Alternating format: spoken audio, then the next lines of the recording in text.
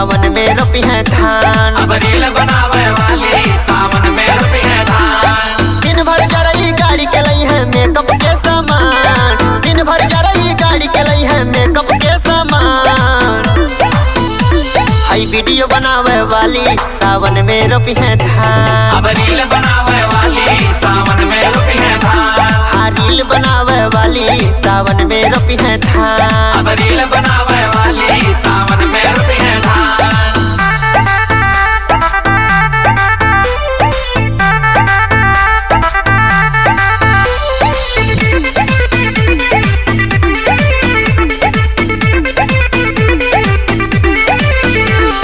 लगा के filter Insta पे चेहरा खूब चमकावेली।